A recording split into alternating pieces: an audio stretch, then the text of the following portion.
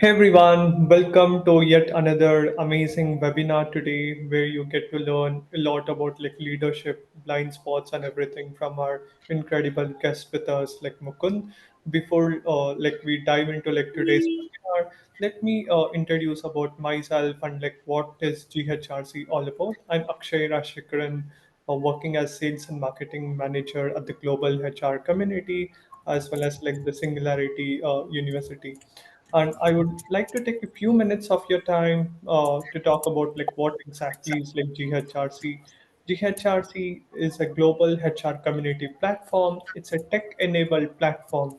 It is for business leaders, people managers, students, entrepreneurs, academicians who wants to go out there, grow to next level, and who wants to connect with amazing like-minded people, learn from the top 1% and grow exponentially.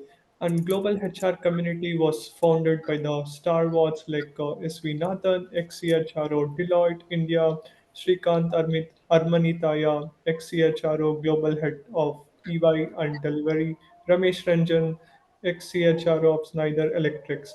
In a span of 1 year, we have across India, more across India and the world, more than 3,000 plus members who have been enlisted in top companies from Britannia, Machani, Questcom, T Connectivity, Natural Remedies, Higher Grains, No Bias, and phenomenal various companies and organizations. And we have also ranked as 5,000 top MSME awards we have got, and we have ranked as the top 10 HR communities globally in the world. And we have around 9,000 plus followers following us on LinkedIn. And this platform is there. Our five guiding principle is discover, connect, learn, grow, and contribute. Discover is all about we have 70 plus AI assessment test where we understand our massive transformative purpose. What is our purpose? What is our why we have to do what we are doing. Connect is to connect with like-minded people, just like LinkedIn. You can add them as friend, message them, and create great relationship bond with them. Under learning, upskilling, one of the most important things. We have over 150,000 courses across 1,800 plus skills where one can go learn and grow to next level. Under grow, one can actually check out the job boards to use various AI assessment tests like Mentora, My Pay Buddy, which is for the salary benchmarking, Career Mate, AI enabled career path coach. And we also have gamification features. Whoever is going to be the most active get to win Amazon gift vouchers and some incredible things. And these are all the benefits what one will be able to get if you become a member of the global HR community. And you can also get to attend a lot of events, just like how we are doing it right now, virtual sessions as well as offline. And that's the benefit, right? On November 8th, we are also hosting a moonshot workshop which is happening in Bangalore as well. And if you are curious about to learn, this is the time for you to check it out and explore, because people usually go from India to California, USA to attend those type of events. And we are bringing back, last month we did Singularity University, one of the biggest summit in Bangalore at the Sheraton Grand. Over 500 plus people had come. And we also offer various events, membership programs customized to you, right? Thank you for your attention, everyone. Now let's move on to today's program, right? And yeah, over to you, Ritika. Thank you so much, Akshay. So, Srinidhi, my colleague, she's going to introduce about Mukund and then it'll be Mukund session. Yeah, thank you, Akshay and Ritika. Hi, hello everyone. I'm Srinidhi Rao. Good morning and very warm welcome to today's GHRC webinar.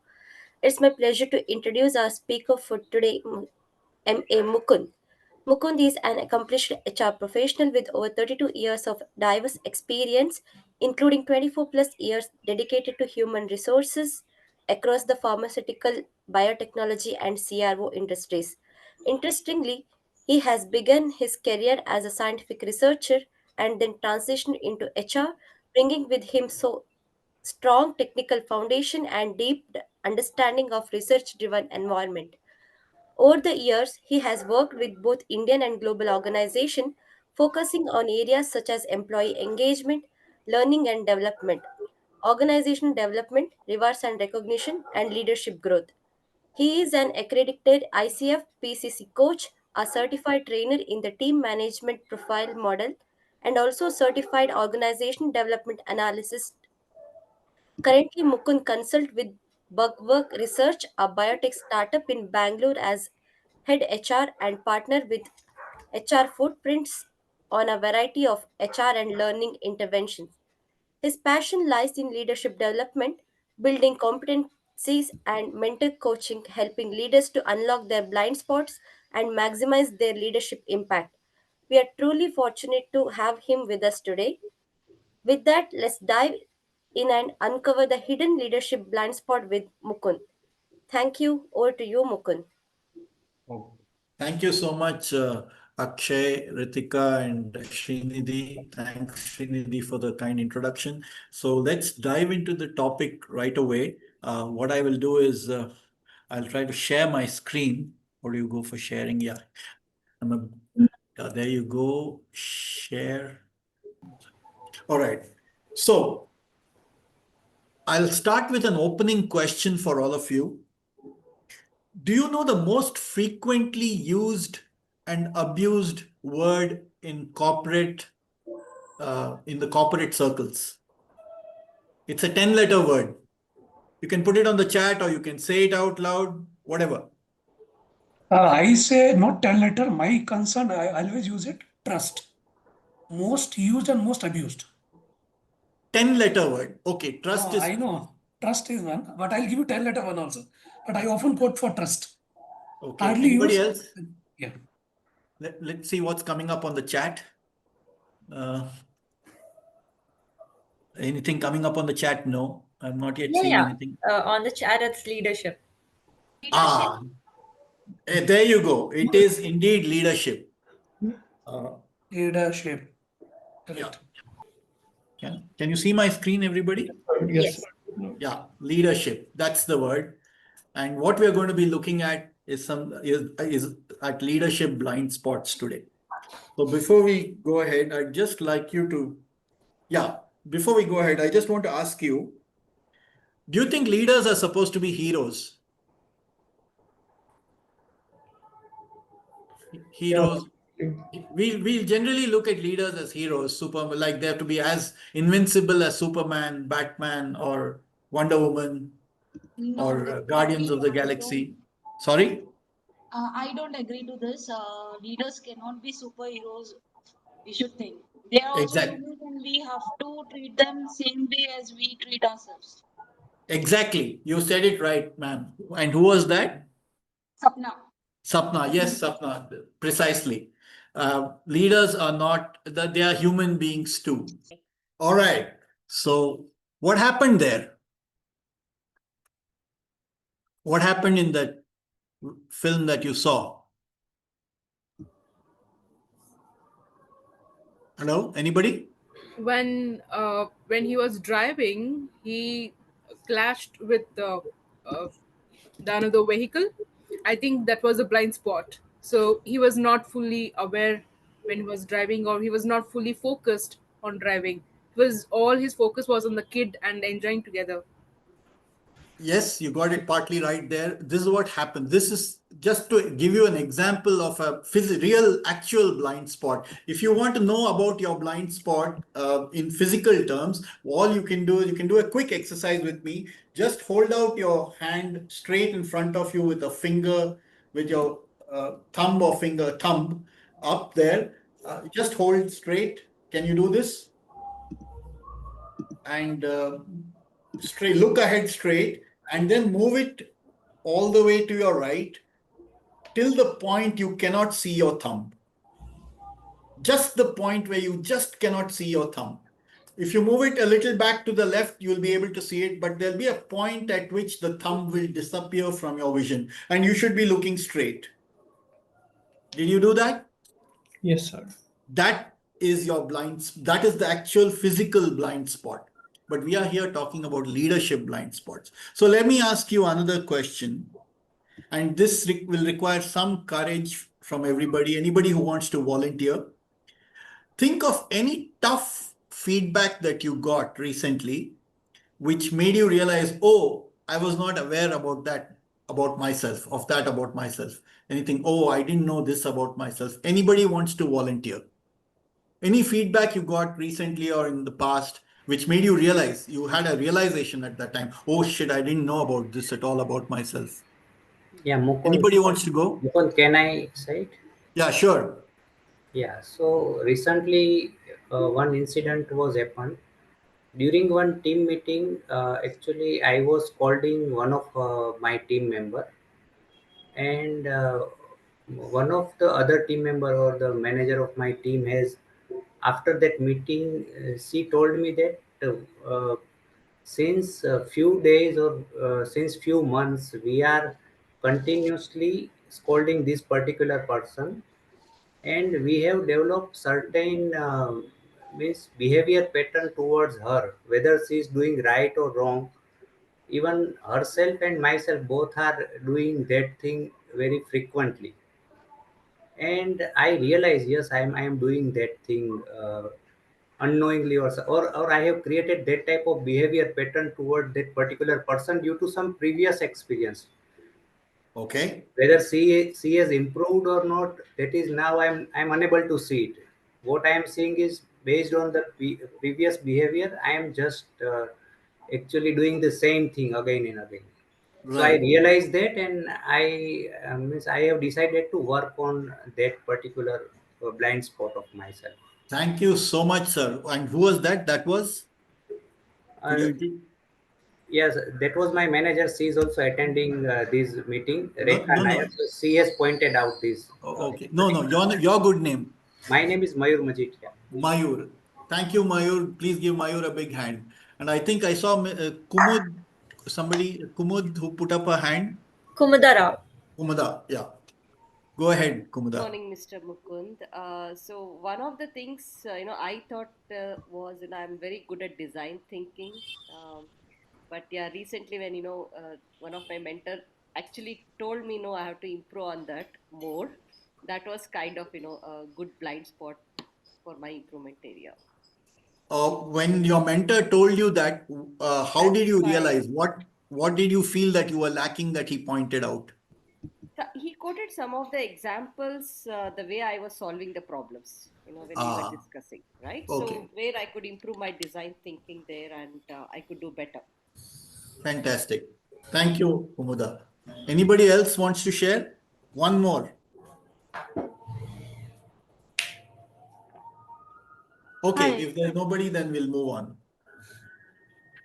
So what is a leadership blind spot? I know by this time you would have got some idea about what a blind spot is from the experiences that you have shared and the whatever we have gone through so far. So let's look at what a blind spot is.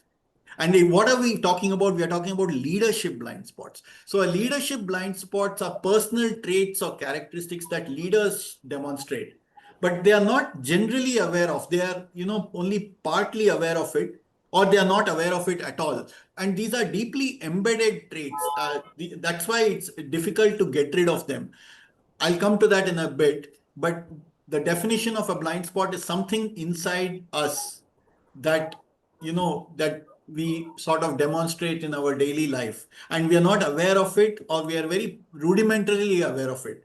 That is one part of the definition. The second part is that it can be an unrecognized weakness, and it can show up as a negative behavioral trait, and it can derail somebody's credibility, success, and his own personality. It can derail the leadership image of a person. So it's an unrecognized weakness. It's, even if it is there, we say that, okay, this is yes, I know that I have this weakness, but you tend to ignore it or gloss over it. And that becomes a blind spot. And the third part of it is that blind spots are potentially recognizable. That is why, we sometimes tend to ignore it. They can be recognized, but they cannot be eliminated. they can be mitigated, they can be reduced, they can be managed to a certain extent, but it's very difficult to eliminate them. That is why if you are a human being, you have blind spots. Just like you have biases, you have blind spots too. And biases and blind spots are interrelated in many ways, as we will see in a bit.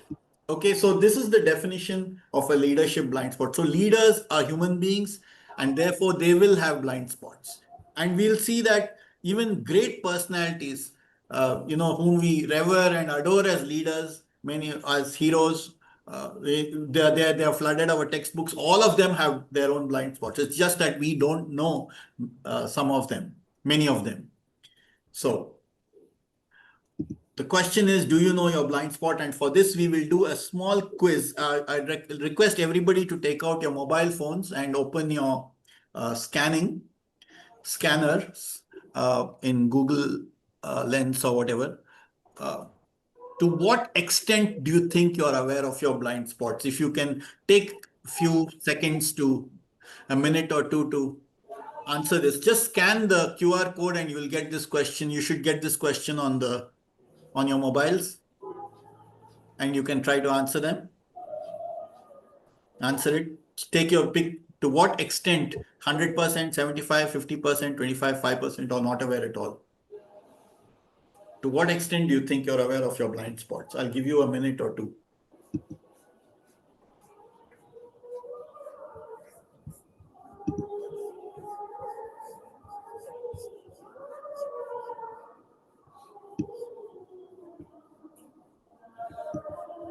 Done? How many are done? Yes. Done, sir. Done? Yes. Yes, done. If you can. So shall I move on to the results? Yes. Yes. Yes? Everybody? I'll give you another 10 seconds and then I'll close. 10, 9, 8, 7, 6, 5, 4, 3, 2, 1, and here goes. 50%. Everybody's answered 50%. No, let's see. Okay. To what? So many people are aware up to 50%. 21% are 75% aware. 20% are 25% aware. 13% not aware at all. 0%. Okay. What's the last one? I can't see the number. 7% are 5% it is. okay. Oh, okay. Oh, okay, that one. 100%, 7% of the people know that they are over the 100% blind spot of. Okay. So the point is, we are not aware of nobody is 100% aware of our blind spots. That's established, right? That's a given. Nobody is 100% aware of all our blind spots. So we are at varying degrees of what our blind spot, how much aware of our blind spots. We are at varying degrees. So that's the message I wanted to convey here, and that's fine. This is perfectly normal. So why are blind spots important? So you've heard of Newton's laws of motion. What are the 3 laws of motion? One of them is law of inertia, right? A body at rest will find it difficult to move unless it is pushed, unless you exert force, and once it's moving, it's difficult to stop it unless you exert force, something like that. And the most famous law is the 3rd law. Every action has an equal and opposite reaction, right? Now, Newton's 4th law, I've just played with it and just called it, just for fun, Newton's 4th law. Every action or behavior has an equal, unequal, unexpected, or opposite perception. Now, what happens is, because though blind spot, we don't have full control of our blind spots, these things create perceptions in the minds of others because we habitually express them. It's not fully under our control, but these uncontrolled actions that we take or behaviors that we express or demonstrate, they create perceptions. Some perceptions might be okay, but some of them are, they'll be very negative, or they could be something that doubt your credibility or your personality. It's things like that. So this is why blind spots become important. Every action creates a perception. Any questions on this? Any thoughts? Any questions on this? Any comments? That's right, Mukund ji, because sometimes whatever we speak, we won't know how other person will be perceiving us. Right. So that's the perception that we are talking about here, and that can happen expectedly or unexpectedly, that we don't know. So we will be very expressive, and articulation will be at 100% in what we want to express it, what we want to speak, but we won't know how other person is understanding or perceiving it. So that's another challenge here. Yes. And I'll come back to this perception bit a little later. Thanks, Sure. Ashwini. Let's move on.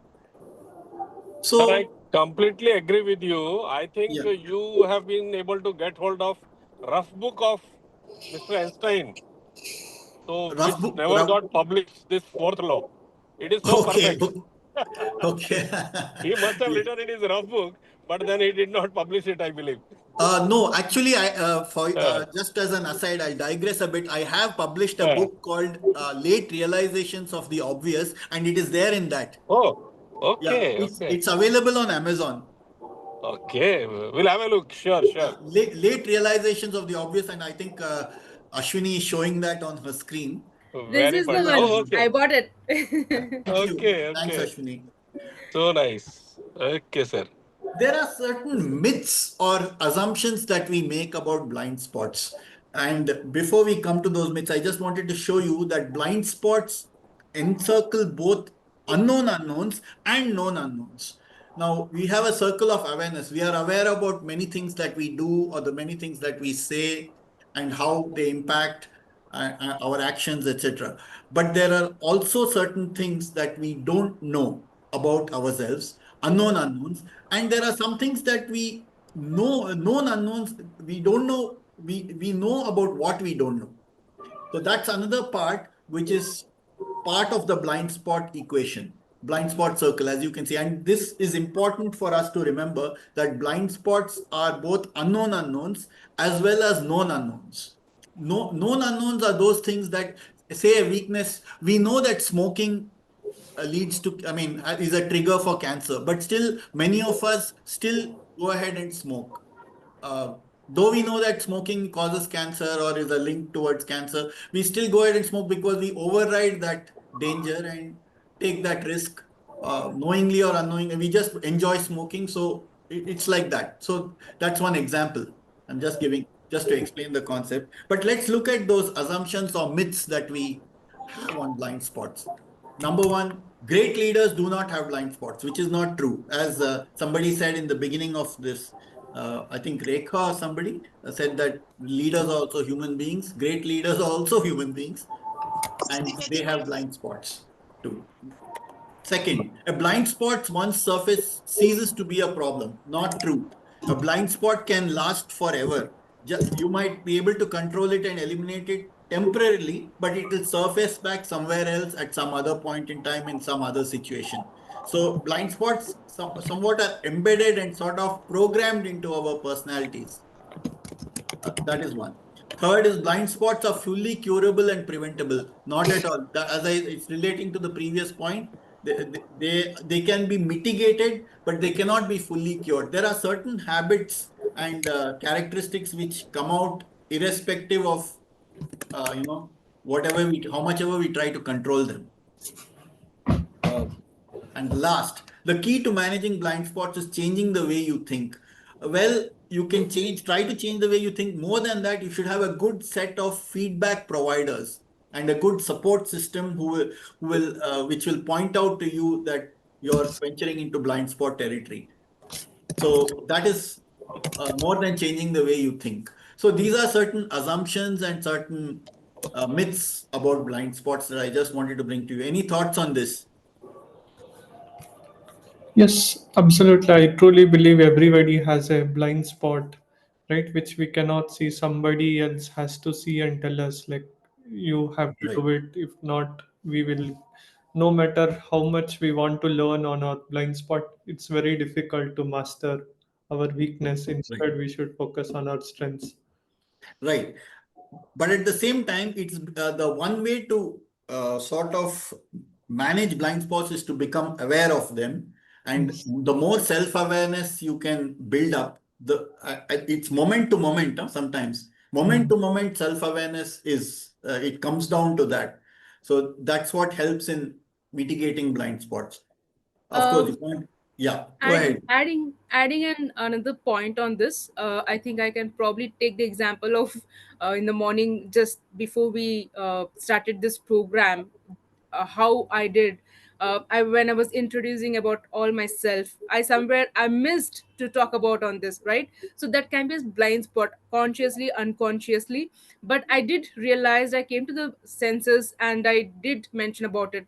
See, I think as Mukund said rightly, that we all have a blind spots, consciously, unconsciously, yes. But the moment when we come to that realization, and when we ensure that we specify that, I think that's a very good step. I think that's a very good realization that we all should carry in our professional settings as well. Thank you so much, Mukund. I think that's the point I wanted to Thank you, Ashwini. Thank you, Akshay. Yeah, Mukund, Okay. Yeah. what I want to say is whenever we are driving our car, we require help of side mirror and rear mirror also. Same Absolutely. way in our life, we should have certain people who can continuously guide us, provide us right feedback. So we will have awareness about our blind spot. We cannot remove our blind spot, but with help of our support system, we can reduce their impact by creating their awareness with help of their feedback. So that type of mechanism will help us to actually uh, reduce some of the impact of our blind spots. Absolutely. Thank you, sir. And that was Krishna Kumar. Yes, sir. I thought, I'll just add, I completely agree with you. Even leaders, whatever senior level they are there in the hierarchy, they also have blind spots. And many of them very courageously accept that openly. And that's their biggest strength at times. Right. The true leadership is not about knowing everything and or claiming everything that they know everything, but to having, the humility to acknowledge that we don't see the courage to seek feedback sometimes. Surround Absolutely. yourself with the people who will tell you the truth. Yeah. Because in some organization, the environment is such that talking truth to the power itself is a scary kind of situation. Absolutely. Yeah, Absolutely. and You hit the nail on the head, sir. absolutely, and that's why I just to lighten the movement, I also share with our people. I say that even the leaders put one leg at a time in their pants. They also cannot afford to put both the legs at same time. Just Right. like they are also human people like you and me. That Absolutely. way. Absolutely. So that Yeah. all that you all, both of you said is pertaining to the last point. The key to managing blind spots is changing the way you think. That's not really true. It's about having a support system, a network, and a feedback mechanism, good, robust feedback mechanisms to show you the mirror, that on what impact you're having on the audience or on the rest of the world. So moving on, uh, do you recognize this gentleman? We said great leaders also have blind spots. So you all recognize this gentleman, right? Steve Jobs. Steve Jobs. Now, Steve Jobs built Apple. You know his story, right? That he got fired from Apple, and he came back and built Apple again. And this man made the statement: you can't just ask the customers what they want and try to give it to them. They will, by the time you build it, they'll want something new. This man was brilliant, no doubt, but the point is, he sort of was delusional, in the sense he thought that he was great, made for greatness, He was an orphan, by the way. And somebody pointed out that he was an orphan, and he went and asked his non-biological parents as to, am I an orphan? Why am I? What happened? How did you guys adopt me? Things like that. He went and asked his parents, and the parents told him, "No, you're a special person. You're special. You are made for greatness, and and you're the chosen one." So this man sort of internalized that and thought he was great, and he continued till the end that he is one of the greatest. And this man it bordered on arrogance. His behavior bordered on arrogance. He thought he was right all the time.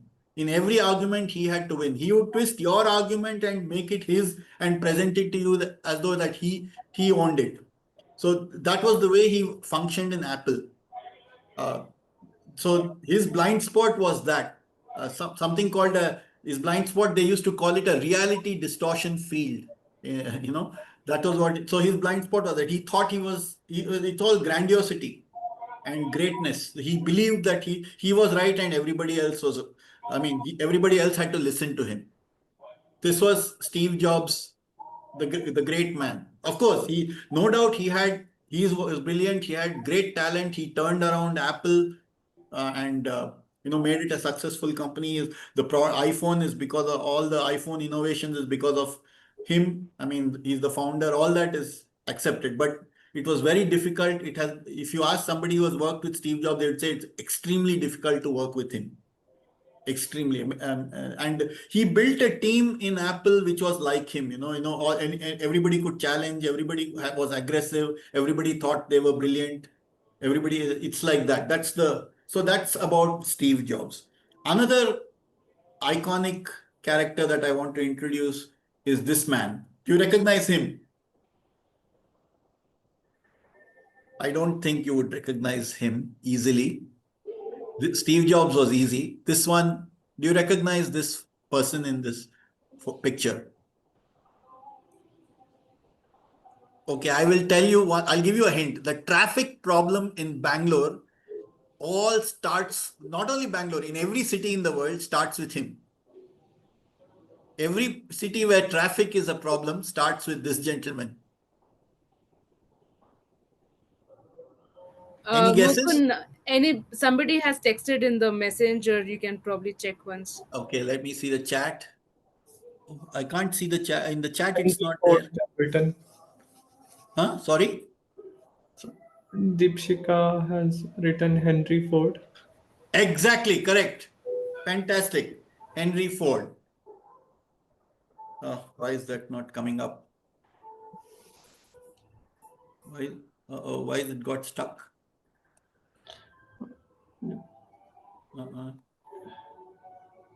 Yeah, there you go. Henry Ford. And Henry Ford said, if I had asked people what they wanted, they would have said faster horses. Now, this man's problem, though he was brilliant again, and he brought he brought the first car in 1908, Ford Model T. Have you heard of it? Ford Model T was the first commercial car that Ford rolled out from his factory in the US. Now, the problem with Henry Ford was that till 1920s, it was okay. He had a monopoly. Then in 1920s, when General Motors came in, they started making better cars. They added more features. They made it more stylish. They brought more stylish cars and catered to the customer. Now, this man he just wore blinkers. He said, no, I'm not going to change anything. I'm going to continue the way I am. I'm not going to add features. He had a kind of he buried his head in the sand like an ostrich and did not change the design of the car, did not add new features. He kept the model the same. What happened? Ford lost market share and General Motors brought in so many other models and they overtook the market. They cornered the market. And Ford lost out. Eventually, Ford was taken out of his company. He was thrown out. He lost his own company, same like Steve Jobs. So his blind spot was that about the market. He believed only in himself. He believed that only he was right. What he thought, and his ideas were correct. And he refused to he ignored the market trends. He was blind to the market trends, what was happening in the market. One of his vice presidents tried to warn him. But he fired his vice president also, this man. So that's what happened. These two stories should tell you that great people also have blind spots. Any thoughts? Yeah, Uh, absolutely. Yeah. So, All Mukund, I have one discussion point, or it's a question, maybe however that we take it. So, the scenario with Henry Ford or Steve Jobs, it's a blind spot, or it was a stubborn character. How do you look at that? Like how it? See those characters. You said it right, Ashwini. It's a part of the character. That character, when it gets demonstrated like that, it becomes a blind spot because he doesn't see anything else. He's refusing to take signals from the environment. Refuses to listen to inputs from others. So that you're walled yourself, right? So you're blind to everything else. You just Correct, have focused on yourself so much that you then correct. end up in a problem, big problem. So Anybody sometimes else? these people blind spot resurfaces, or maybe they'll avoid that. Anything that could be. Sorry. So, Mukund, what I'm trying to say is, people like Henry Ford or Steve Jobs, blind spot resurface, they avoid it, or intention or unintentionally the blind spot resurfaced. That we don't know, right? Yeah, that the blind spots will resurface. It's a function of how the brain functions. There's a center in the brain called the amygdala. Okay, Correct. that is called the chimp in the brain, and that is your emotional. That controls or that sort of plays on your emotions. Right. That's the Right. emotional center. So that when that gets activated, blind spots will show up as behaviors. Okay. And that's very difficult to control. But your Mm, amygdala is something that is very difficult to control. That only weakens by age. got it. So some beliefs get embedded, some habits get so embedded in the personality that they're difficult to shake off. So any other thoughts? Mukund, I just have a quick question. This is Kavita. Yes. So when Yes, you say Kavita. blind spots, are the leaders or whoever it is, are they completely aware that there is something that I'm not considering, or they are just not aware and they just do what has to be done? So how do you define? I mean, how do I determine that this is the blind spot? Because if I have to determine a blind spot, which means that I need to be a little bit aware of there is something. Yes. Actually, the second part, what you said, most of them want to get things done. Most leaders want to get things done.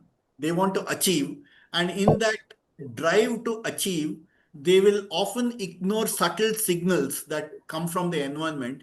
And they'll want to, in that josh of trying to achieve, uh, they'll override that subtle signals that they receive that something could be going wrong, and they go ahead and do whatever they have to do, or whether they have to make some statement or take some action, and later on that backfires or boomerangs, let's say.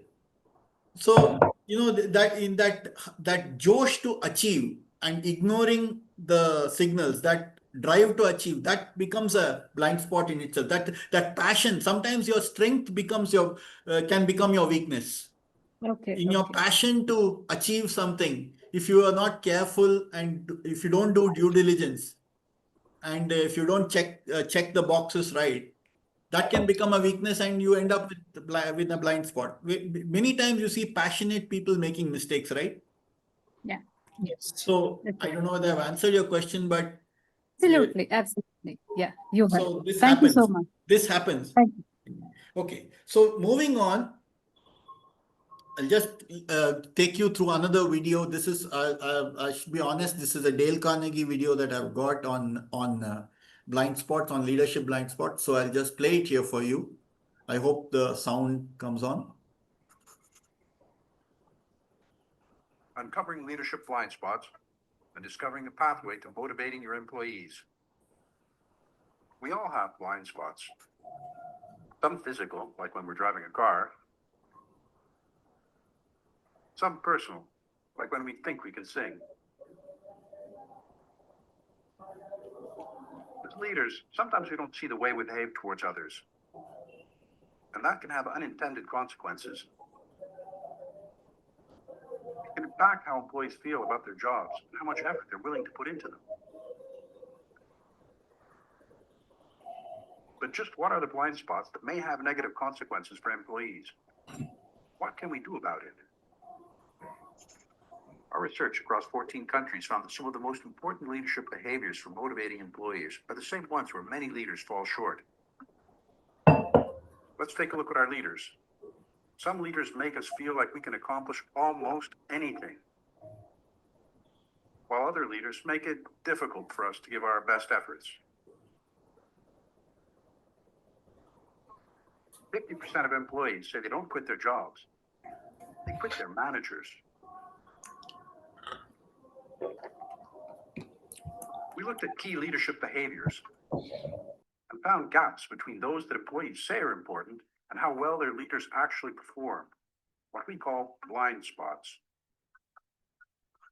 So what are the 4 leadership behaviors uncovered in our research where many leaders have blind spots? 1, offer sincere praise and appreciation.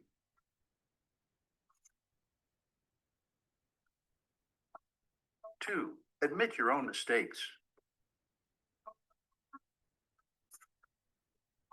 3, be honest with yourself and others. 4, truly listen and value the opinions of others. Check your own leadership blind spots, and you'll be on the way to engaging your employees to do their best work. Remember, knowledge isn't power until it's applied. See for yourself. Download the white paper to learn more, or look for a Leadership Blind Spots event at Dale Carnegie Training Center near you. Okay. So that video basically summarized all that we were talking about, quite a bit of what we were talking about, and I hope that was informative. And any thoughts on that, on whatever we have covered so far and this video? Any reactions, any thoughts, comments?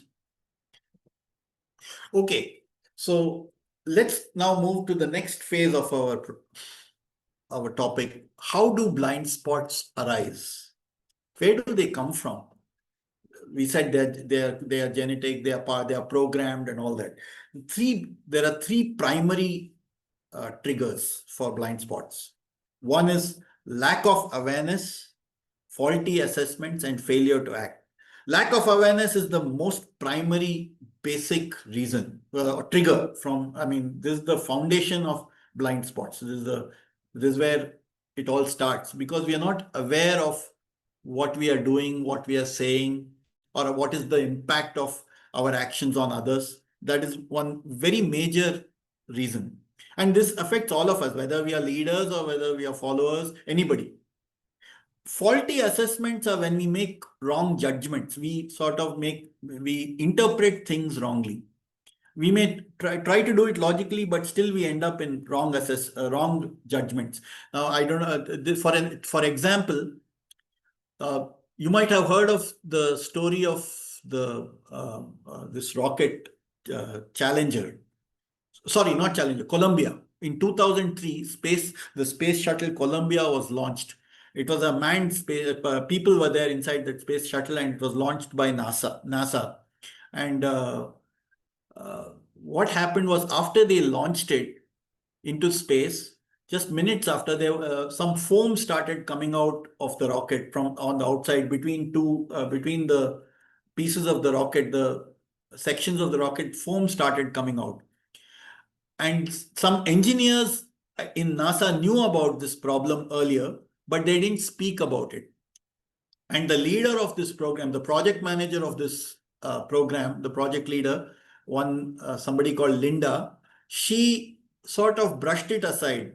And she made a judgment that she had seen the data about this, but she sort of brushed it aside. Oh, it's not any safety concern. She made a wrong interpretation that this foam is not really a serious safety problem. What happened was that the Challenger, Columbia rocket crashed, and all the astronauts or whoever went into space died. And why did this happen? This happened because of wrong judgments and faulty assessments, faulty evaluation. And the engineers, they did not listen to the engineers. The engineers were scared to speak up. They knew about the problem, but they were scared to speak up. And this was actually the second time that this happened in NASA. The earlier one was the Challenger rocket that happened in somewhere in 86, where some gasket was faulty and the rocket blew up. Again, the same thing. And the third one is failure to act. This is a very dicey, tricky reason for a blind spot. You know that you suspect that something is wrong, but you tend to ignore it. Actually, this in this NASA case, in this Columbia case, it was both faulty assessment and failure to act. The people knew that there was something wrong, but they did not act on it. There was either because of lack of conviction or lack of skill. There is you fail to act, and that creates all these problems. There are other reasons, other important reasons why blind spots arise. The one is experience gaps. Now, what happens? Let's say there's a manager or a leader, corporate leader in the US, who has seen only the American corporate scene, and he suddenly asked to lead he's put here as an expat, and he's asked to lead a GCC or a local unit here. Now he views everything from the lens of the US, and I have experienced this several times in my corporate experience. This leads to huge blind spots. I'm sure people in this audience who are working in multinational GCCs or in multinationals will echo this. I've seen this happen a lot. Experience gaps is one, because they have not experienced the Indian environment. Over there, they come from a narrow view. America, they have seen only the US and the Western culture. They have not experienced the Indian or the Southeast Asian culture, and there are huge problems there. A lot of blind spots arise. Second, information overload. How many of you get more than 50 emails in a day? Me. 50, okay, 50 is actually a small number. Let's make that 200. How many of you get an average of 200 emails in a day? 200 is also a small number. Hello? I can't hear anybody. Can anybody hear me? Yes, we can hear Yeah, you. we can hear you. Yeah, because so how many emails do you get in a day on an average? I think with the invent of Slack and other Mattermost channels, communication channels, the mail has reduced its importance in today's world. Oh, okay. Oh, okay. Let me ask you this. I'm not caught up with tech. So with the latest of tech, how many information pieces do you get in a day in whatever channel, whether email or Slack or whatever? Too many. It's like hundreds. Average 100 can be the average. Okay. So how are you managing it? Don't you get overwhelmed? Yes, it's very much overwhelming. It is overwhelming indeed. So information overload, what happens is if you get overwhelmed, you may miss out on some important things which are hidden in those emails or Slack messages or whatever, WhatsApps or what have you. You may miss Right. out on something, and there you may end up making some wrong judgments, wrong decisions, and or misinformation, and miscommunication may happen. So those are another source of blind spots for you. Now the third, emotional bias. Now what is a bias? A bias is a preference. There's nothing good or bad about a bias by itself. You have positive biases, you have negative biases. That means positive preferences, negative preferences. Negative, I shouldn't call it a preference, it's a prejudice. So biases are another source of blind spot, because if you tend to lean to one thing, you may miss out on something else which you have not seen or not experienced. Now, the experience gaps, the example that I gave you, the American or the foreigner who came from his culture, his or her culture, can be biased towards their own cultures. So that could be a source of blind spots too. Let's move on. Overconfidence. Ashwini, you had mentioned this right in the morning. Overconfidence. Yes, overconfidence can be a huge source of trigger for blind spots, because uh, when we think that we know everything and we are super confident, we can derail somewhere, slip somewhere and derail if you're not careful. And the last here is hierarchical distortions. Now, what is this? Now, all our companies, we have career ladders, grading structures, and all that, and designation, senior levels, middle levels, junior levels, right? So, what happens sometimes when we go to very senior levels, senior positions, we are so disconnected from the action on the ground at the front line. We don't know what's happening. That can distort our views of what's happening, what the reality is. We are sort of pulled away from reality, and we get filtered information. If you have many more, that's why every layer of management adds to distortions in communication, because each one may interpret. It's like Chinese whispers. If you have played Chinese whispers, it's like that. So every layer, the more senior you go, the more away from the actual action you are. So you can end up making wrong judgments, wrong decisions, and you can be trapped in this blind spot situation. So these are all various ways in which blind spots can be triggered. Any thoughts on this?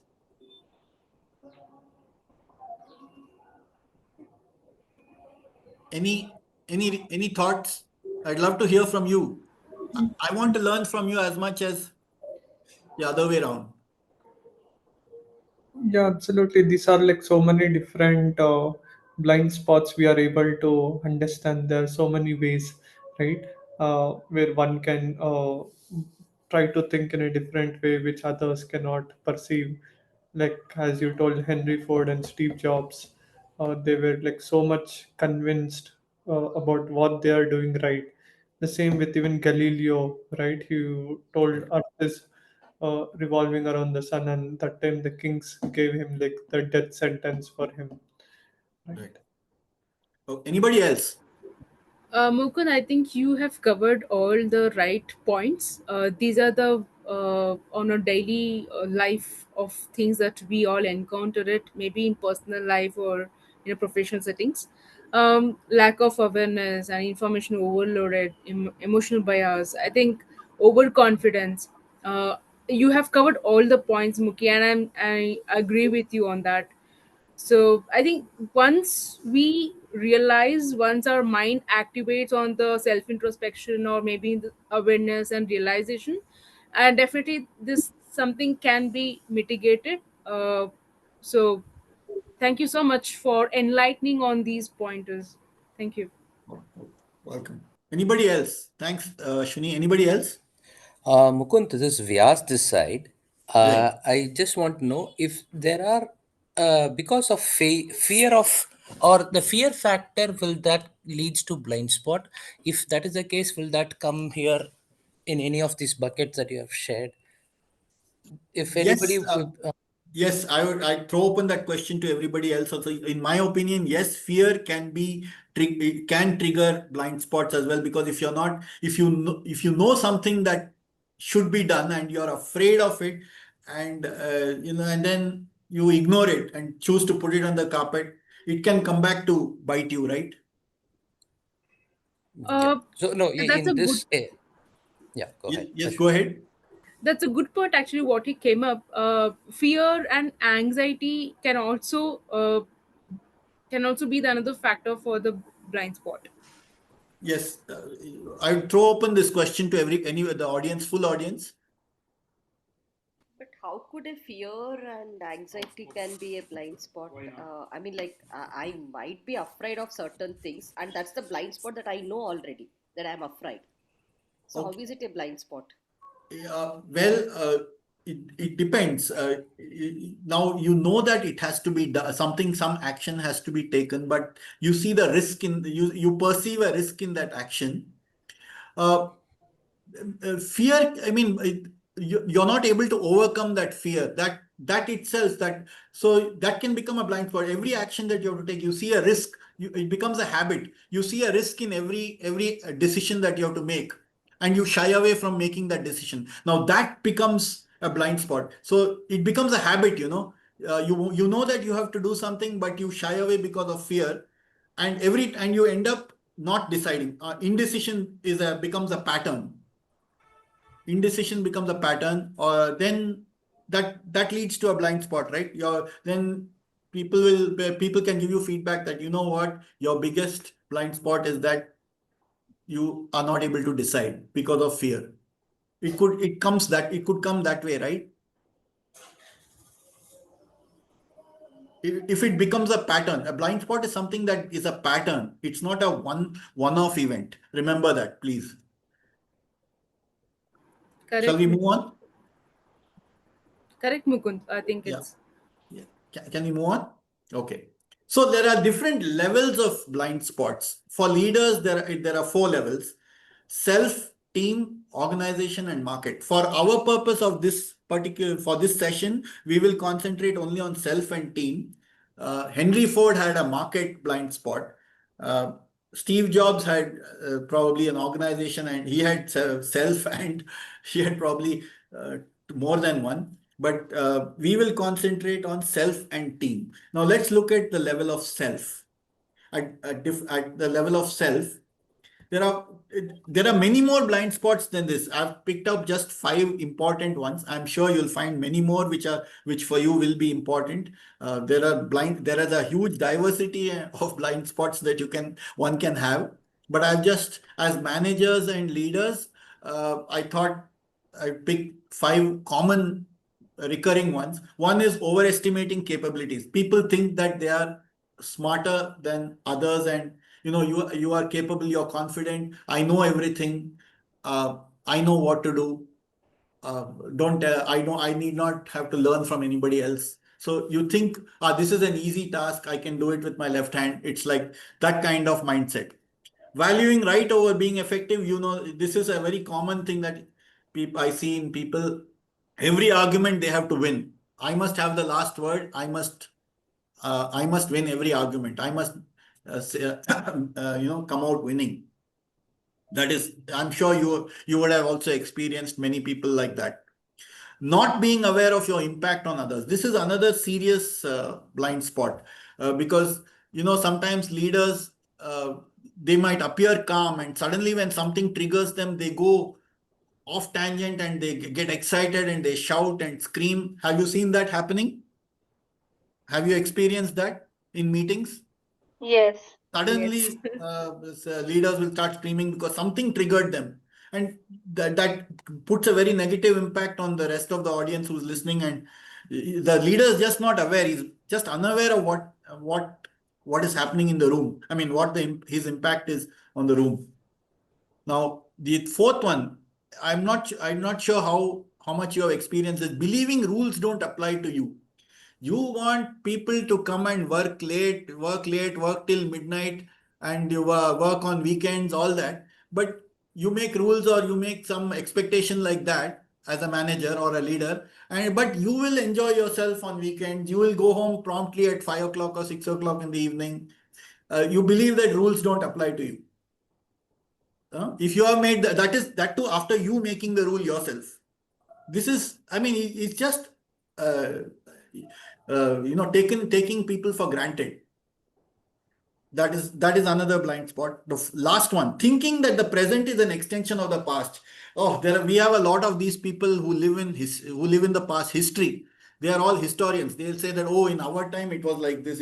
Even now it's the same thing. Some things haven't changed. Thinking that present, or whatever worked in the past should work today also the same way. So, do you resonate with these 5? Hello, are you all Yes, there? Yes, yes. able Yes, to respond. completely. Everybody respond. I can't see the chat. You can, if you don't want to Very speak, you much, can put very in the much, chat. sir. Very much. Okay, now we're going to do an exercise. Okay, I'm going to ask you now. I'm going to stop talking. Now you have to, it's your turn now. I'm going to put 5 situations. The first situation coming up, Neha, all names are just for exercises. No, there's nothing, if any resemblance, it's a coincidence, not intended. I'm putting that disclaimer right away. Neha, a manager, has developed a project plan that, what is this? Uh, she is convinced of that approach. Okay, she has developed a project plan of which she is convinced. However, as the project progresses, it becomes clear that the plan is not working. Despite this, Neha is reluctant to change course, insisting that her original plan was correct. What blind spot is Neha demonstrating? Out of the 5 this is from the same 5 that we saw just now. What can be the outcome? First, identify the blind spot. What is the blind spot? Not being aware of your impact on others. No, out of the 5 that we just saw, this is from the 5. Out of these 5, which one is this? Hierarchy distortion? No, Overestimation, no. overestimating Second one, It's the valuing second one, being right valuing over right over being. being effective. You see this again. She has developed a project plan for which she is convinced of that approach. As project progresses, it's clear that the plan is not working. Despite this, she is reluctant to change course, insisting that her original plan was correct. She was believing that she is right. Yeah. So valuing right over being effective is the blind spot. Now, what happens if she continues like this? What will happen? What can be the outcome if she doesn't correct her? If Neha continues valuing being right over being effective? Then project will be failure because Because of her overconfidence on her rightness. yeah, because she is insisting that she is right. What will happen is the project will crash. They will make mistakes. Obviously, her planning will go for a toss. Whatever she has planned will go for a toss because her premises are wrong, and she's reluctant to change course. She's reluctant to correct. So, what can be the corrective action?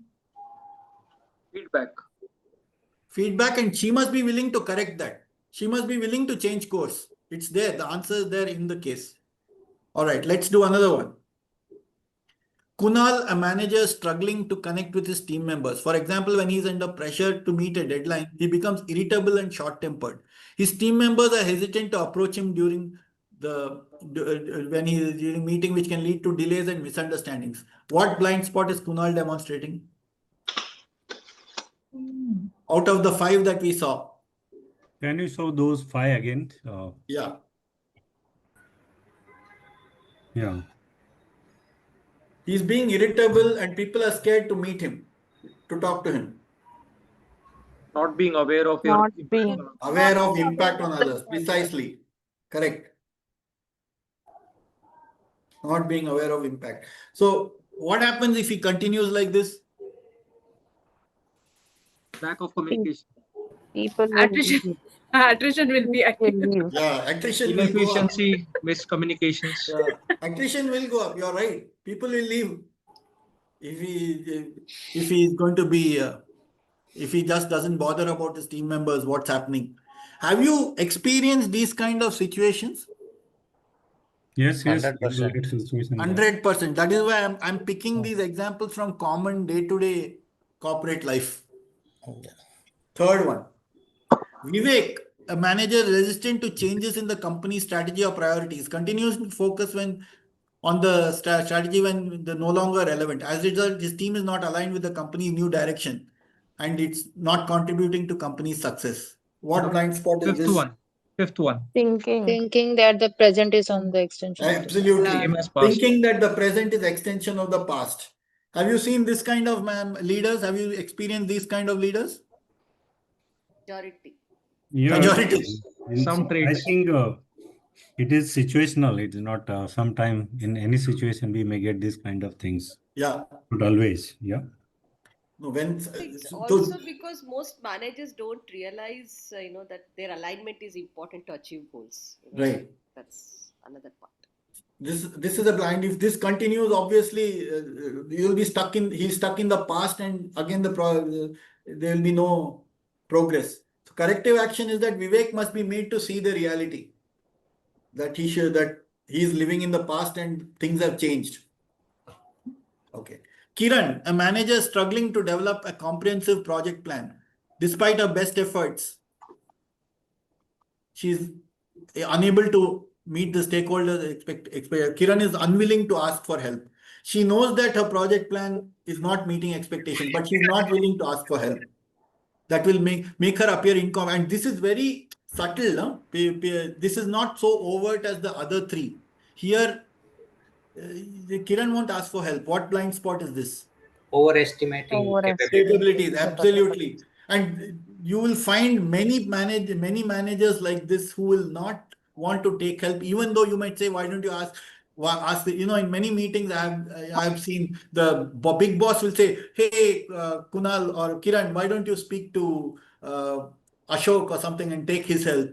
Yeah. But Kiran will not go to Ashok. Ashok will feel good, Kiran is going to come to me, but Kiran will not go to Ashok, right? Mm-hmm. And he'll try, and the problem will become worse. I've seen this happening in many places. And the last one here, Siddharth, the manager, is ignoring potential consequences of his actions. He's taking risks that could harm the company's reputation or put the team members in difficult situations. He's sharing confidential information with external parties without proper clearance. What is this?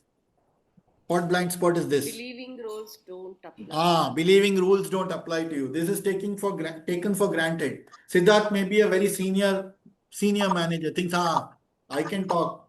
This rule is for others. And he might be compromising the company's intellectual property in the whole bargain. So he has to be warned, whether he's a vice president or whether he's a junior, executive employee. Siddharth has to be warned. So these are about the blind spots I just wanted to give you 5 examples. Let's look at team blind spots. Team blind spots is overworking the team, not facilitating psychological safety, avoiding difficult conversations, not conscious of managing time and priorities, not defining roles and developing real successors. Overworking the team. This you would have seen, no? Many managers will say, I don't know, we have to work weekends, you have to work Yes. late nights. They just take it for granted. They don't even bother. Recently, just yesterday, I'll tell you a little incident. Some company, one startup, I don't know the name, I won't name it. One of my mentees got interviewed by the startup. And in the interview itself, they told her, you have to work late. You will have to work. There'll be only one weekly off, but you will be expected sometimes to work on weekly offs as well. And there is no overtime or anything, no concept of overtime. You will be expected to work late, 8 o'clock, 9 o'clock, or even sometimes 11 o'clock till 11 o'clock at night at time. They told her openly in the interview. So I'm just saying this is the kind of expectation. We are a startup. We have to achieve. We have to grow. So therefore, it will be like this. They're telling you. So she didn't take the job. She was offered that, she didn't take it. So I'm just saying this was a fresher. They're telling a fresher. Yes, Kumuda. Sir, I think that is a demand of most of the startups today. And, being there in the startups for a long time, this is how even we are all working. We don't Yeah. see Saturday, Sunday, because the demand of the work is such that we have to prove our MVPs in the market, and we have to keep rolling out things until we become at a growth stage. This is something which is inevitable. I think this company did a good job, according to me. At least they told upfront this is what is being demanded out of the job. Yeah, so that's fine as long as you're in agreement and you understand the demand and you're able to cope with it. You have the physical and the emotional and the psychological strength to meet that demand. It's fine. There are many people who are not like that. Also, we have to recognize that also, that there are different people who are may not be able to take that load. Their health may be a problem, or they could have family situations which are different, which may not allow them to they may be in different circumstances, right? So we have to respect those things also, right? I'm just Yes, saying. absolutely, sir. Absolutely. I think Yeah. Startups are not for everybody. I mean, it Yes. has its own Startups have their own challenges, I know. Yes, I, yes. I understand. But then one has to remember the startup is the vision or the passion of one or two founders. The rest are all employees. Now, all the other companies which are not startups also, they also have ambitions. The big ones also have ambitions, and they also want to grow and they also want to succeed, right? So the only thing is startups, when you work for a startup, remember that you're working for the vision of a founder, vision and the passion of a founder, not your own. That is something that you have to remember. Yeah, yes, sir. Right. Okay, so I'll skip. I'm in the interest of time. I don't know. Okay, I'll do one or two. Let's do some exercises here. Pratik, a manager is not having regular check-ins with his, as he's always busy in meetings and report with his team. He's not able to meet his team. The team is not receiving guidance and support they need to improve their performance. What blind spot is Pratik demonstrating? I'll go back to the blind spots. Not facilitating psychological safety, avoiding difficult conversations, not conscious of managing time, not Not conscious of managing time and time and priorities. priorities. You're absolutely right. So Pratik has no time. So probably people in startups are like this. I don't know.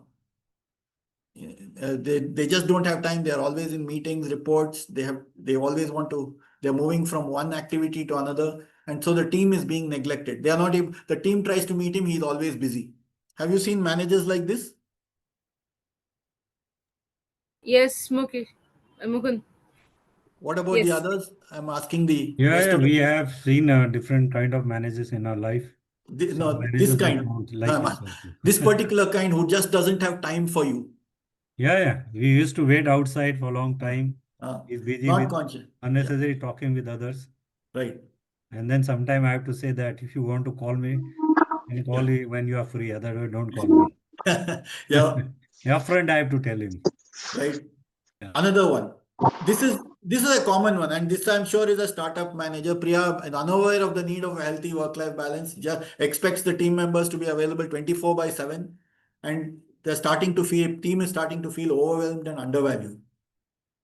Now, Kumuda, you said you're working like this in this fashion. Do you feel overwhelmed or undervalued? I guess not, right? No, sir, because for me, work-life integration is matching. Okay, and Okay. I'm possibly not in this space. Not in this. But there are many who will Yes. feel like this. They'll feel overwhelmed and, just working like machines continuously, and then Yeah. right. It's not that it happens only in startups. I worked for a global company where it was 24/7. 60 in the company had offices in 66 countries. And our organization structure was such that people in different departments reported to different verticals whose managers were in all those different countries. Almost in 30 out of those 60 countries, people had their managers there. And they all used to bombard me with mails and calls just to give them information on, because they were all 30 different managers from 30 different countries, and it was a global company, so it was 24/7 So there and is not another respect. challenge that I have seen. So most startups also talk about flexibility and other things, right? Now what happens is most team members actually end up getting this flexibility, but managers end up working the whole day. There's some people start at 8 and end in the 11. Yes. So this is another. I mean, I am also facing, managers in the team are facing this, but I don't know how to handle this flexibility issue. What about their managers, the manager's manager? Are they not giving the manager's manager is then responsible for that situation, or the head of department or somebody higher up? They should look into this. Yeah, but as a HRBP solutioning, we should also suggest them solutions and way of working. I think it's a whole organization Yeah, this structure, is as you some. said. Yeah, some hard decisions have to be taken. Some hard, concrete decisions at the top have to be taken. If the top is going to encourage this, then nothing can be changed. Everything starts from the top. It starts from the founder or whoever, MD or chairman, or it starts from there. All changes have to start from there. Any cultural change also. So this flexibility thing has to be driven from the top, if at all. HRBP, I don't think it'll be tough. So let's move on. Okay, this is something that I have also seen in many places, especially in hierarchical cultures, hierarchical organizations. Anil has created a culture where team members are afraid to speak up. So what blind spot is this? Psychological. Psychological safety. Not phys. Yeah. Not facilitating psychological safety. Safety, correct. Because and this can be very devastating for the organization, because it could lead to real blind spot. You don't know the truth. If you're blinded by, and you're absorbed into yourself and what you think is right. Yeah, right. You said, I read somewhere. He said by the moment the employees speak, stop speaking, that is a alarming point for organization. Yes. If employees start speaking, so you should. No, don't say. They stop speaking. They stop speaking. Yeah, that is an alarm bell for the organization. Yeah, Yes. yeah. It is. Many things will be hidden. Yeah. So Because they're organization scared to will face speak. problem then. They don't feel safe enough to speak. Yeah. They don't feel safe. If they make a mistake, they feel they'll be punished. So yes. Kumuda. Yeah. Sir, one thing could be, see, if the team is introvert, right? So I have seen this kind of a behavior in introverts as well, that they are, not able to speak and stand for themselves. So I'm not sure if this is only to psychological safety, or we can also look at it in another angle. Okay, but if they are introverts, if they are asked a question directly, if they don't speak, if they don't answer, what would prevent them? See, Just because. why I'm telling is because in anonymous surveys, in the employee engagement Pearl surveys, majority of the employees speak out. But when it comes to your all hands meet, and when the team lead is talking or anything, nobody actually wants to talk. I think one, nobody wants to be spotted, and second is why like I have to speak. A lot of other factors are also coming in beyond the psychological safety. No. This what you have described is a problem of psychological safety. They don't feel safe enough to speak up. They feel that they'll be targeted. You will be pinpointed. You're targeted. You're marked. Why? That is all. You're not feeling safe. You're not feeling psychologically safe. You're scared to speak up because of you. You feel you will be marked. You'll stand out like a sore thumb. In an audience, nobody else is speaking. Why should I? That's precisely that. You have described the feature of psychological safety. Oh, okay. Right there. Okay, I'll move on quickly. It also depends on organization culture also. No? If the Absolutely. Organization doesn't, encourage people to speak up, or then people have a fear. People, yeah, absolutely. So this one is Tara, who has not defined roles and responsibilities, does not say who's in charge in her absence. The team is confused. What blind spot is this? Not defining role and responsibility, not developing. Not defining roles and responsibility. And the last one is team is not sharing information. This is not taking feed. He avoids giving or receiving feedback. No, this is, you will think it's psychological safety, but it's not. It's avoiding difficult conversations. Avoiding difficult conversations. Yeah. So not give. So these are. I just wanted to give you examples of blind spots that can arise at this level of self and at the level of team. I just want to. Mukund, really good. Very good. These examples are really very real life, and this will remain a long time as a learning points. Thank you, sir. Thank you so much. I hope I'm getting across to the rest of the audience. I'm seeing only few names and few people answering. So a lot of people are still quiet. That's why I'm a little worried whether I'm getting across. I'll just switch tracks again. This one, micro messaging and micro behaviors. I'm slightly switching tracks. How are these related to blind spots? How are they related to leadership blind spots? And that's what we'll see. Now, you remember I spoke about perception. Every action, however small or large, sends a message and creates a perception. The point is it sends a message. A micro action will send a micro message. And here body language plays an important role. Even body language you can send, can create issues. You might say something verbally, and I don't want to take a class on body language, but just to revise the words that we speak, the tone in which we say it, the gestures that we make, the inflection points in our voices, our posture, eye contact, facial expressions, all these are dead giveaways. All these are indicators on our micro behaviors, and these send messages to, they send subtle messages. These messages are sort of intangible, they are not direct, but people can sense it. Yeah, basically it is a non-verbal communication. Non-verbal communication, but you're saying it is near about 70% what people say. Absolutely. In And how communication. absolutely. And how are these related to blind spots? We'll see that. Let's look at it. But before we go there, let's look at leadership again. What do we associate leadership with generally? Vision and strategic alignment, creativity, innovation. Leaders should be encourage creativity. They should be innovative. They should foster an environment of, and then they should have executive presence. This is the latest thing in leadership, right? And communication. Then they should be smart decision makers. They should be decisive, make decisions. They should empower. They should delegate, and they should build trust. They should have encourage psychological safety, build an environment. So all these are leadership traits, okay, that we generally expect from leaders, right? So let's look at how micro messaging and micro behaviors are related to blind spots. So let's take four things: action, behavior. I can't get rid of this.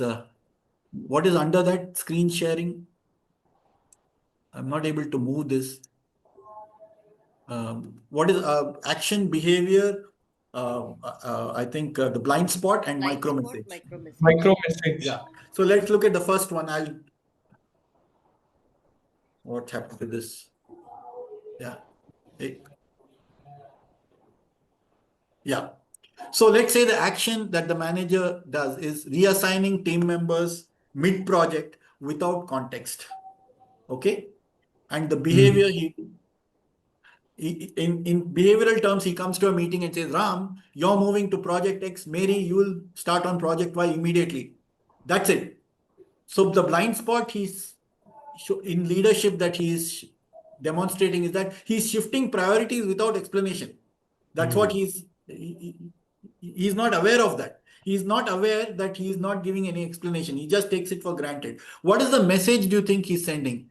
The message he's sending is that our direction is arbitrary. Your work can change any moment. Okay. Yes. This is why micro messages are important. This is what employees at the ground level will sense. That's the interpretation that they'll make, right or wrong. And that will influence his decision about the company or his image about the company and whether he stays or goes. So attrition can come from can be triggered by micro messages also. Yeah, and they may not speak. They will not speak. This is a very subtle, very intangible, very pernicious, it's very under the surface. Yeah. Now, another one, rejecting team members' suggestion. That's the action he does. How does he show that in behavior? He'll say in a condescending tone in a meeting, the manager will say, the team member will give an idea, the manager will say, oh, that won't work. I have a better idea. Now, what does that do? What is that message? This thing is the blind spot that he's believing. He believes that only his own ideas are worth pursuing. Everybody else's ideas are useless. And what is the message, micro message he's giving? Anybody else? Now I'd like to hear from the rest of the audience. What is the micro message that he's giving here? If he says that won't work, I have a better idea. Anybody else? Conscious. Okay, let's go. Your ideas don't matter as much as mine. Creativity isn't valued here. That is one message he's giving. Of course, he could be giving other messages also, but this is the main message he'll give. No, your ideas are useless. My ideas are more important than yours. I don't want your creativity. I know everything. I know better than you. Not everything. Yeah. I know more than you. That will hurt. That will sting. Speaking the most in meetings, interrupting, not letting others finish. How does he do that? Impatiently, yes, somebody is making a presentation. He says, okay, I get it. Tell me the timeline. What is the timeline? If the manager is sitting in the audience and he's saying, enough, I just want to know, cut to the chase, tell me the timeline. What happens here? He's being dominant. He's equating his presence with dominance. He feels he's asserting his leadership uh, by being dominant. Now, what is the message he's sending here? He's sending your voice isn't important. Leaders dominate. They don't listen. What you think is not important. My word is final. I dominate. So this is another micro message that he's sending. Let's look at two more. Presenting a decision and moving on without checking reactions. How does this play out in behavior? From now on, the team will work 14 hours a day, next agenda item. There's complete silence in the room. The team will work 14 hours a day. First, ho gaya.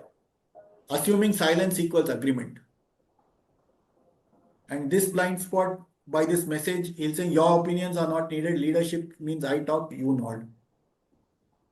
There are managers like this that I have seen. Delegating a task with little or no guidance, blaming the team if it fails. Now here, HR people will relate to this. Just get the PF registration and insurance coverage done by tomorrow. I don't care. I don't care how it's done. Do it.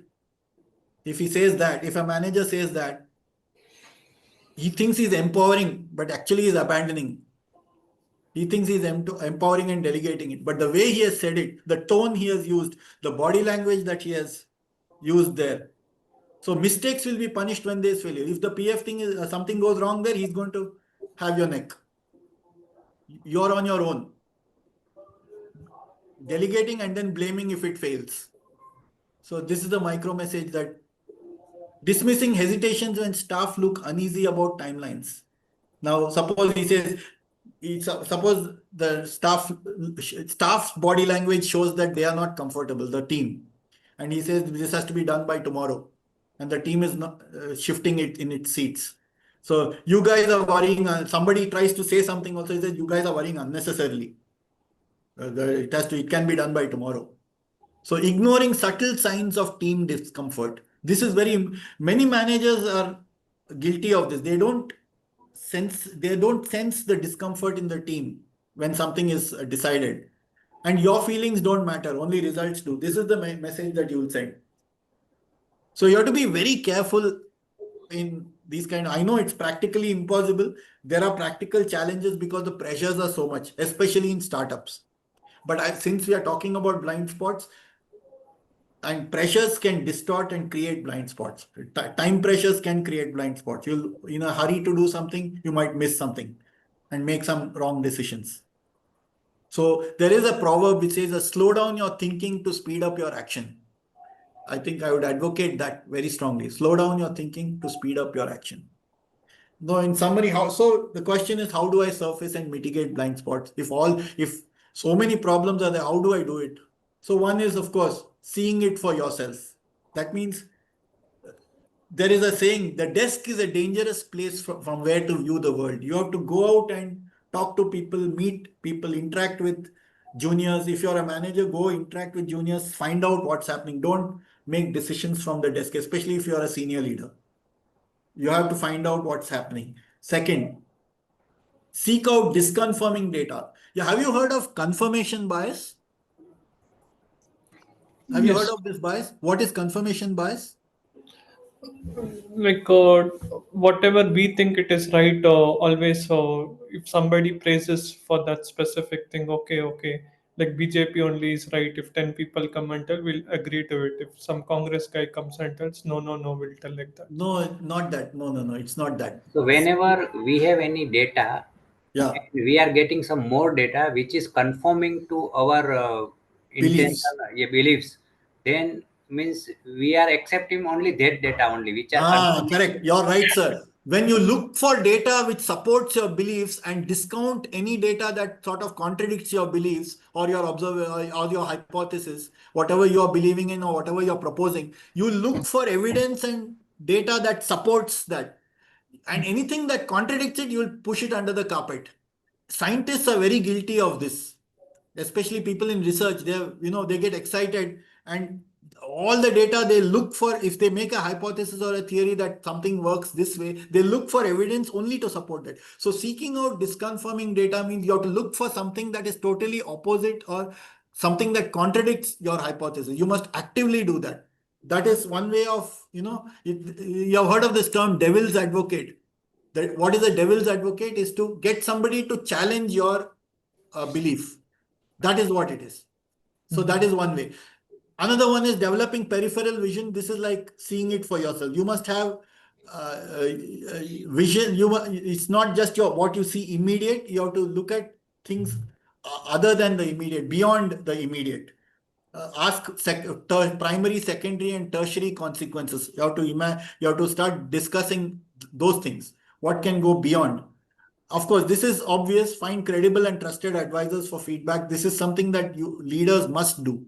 They must have people, a support network or a challenge network, which challenges your ideas and beliefs.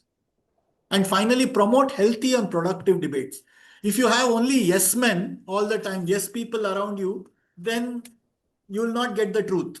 Truth emerges sometimes from conflict and from debate, from discussions, where there are contradictory views. You have to allow for contradictory views to surface and debate and discuss each one of them threadbare.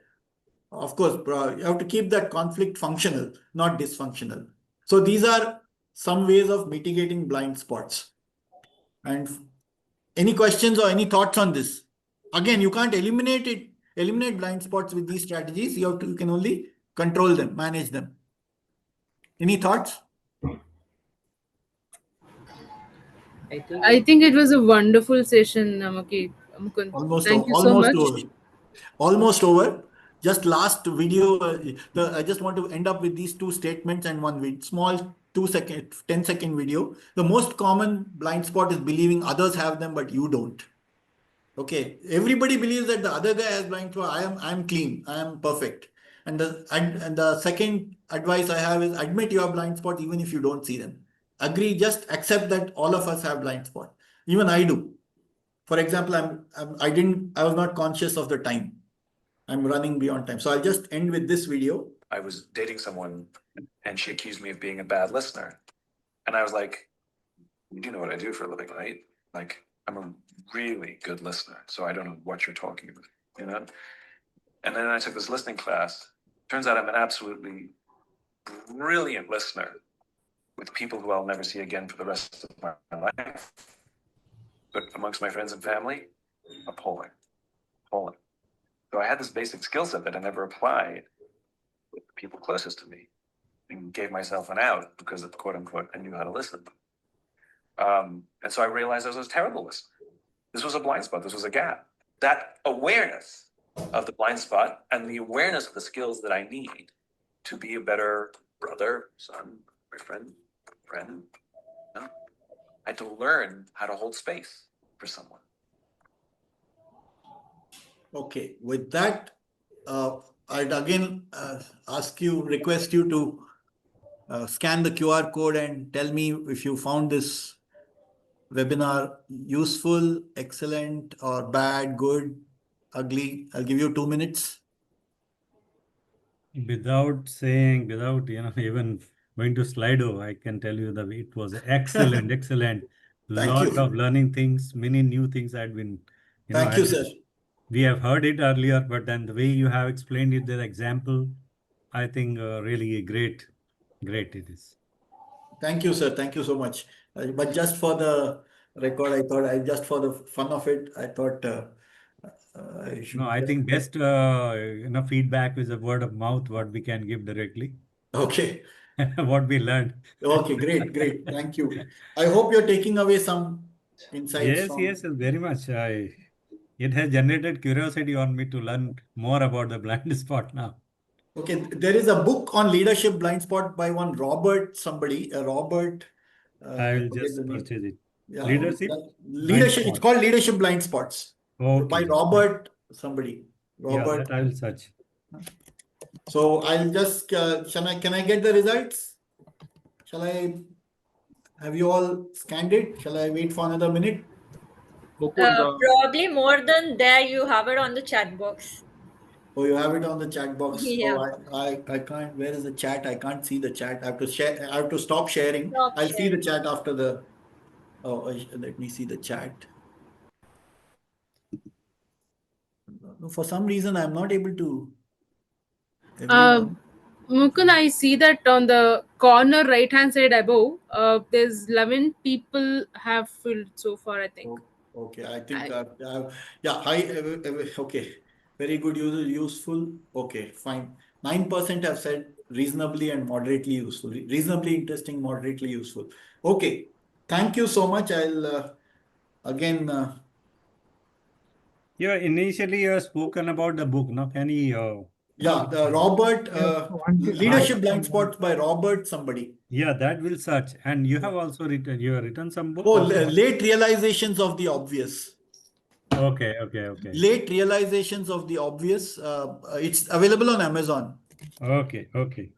I can send Ritika the link, the book, and you can pick it up from her. Yeah. I mean, the link.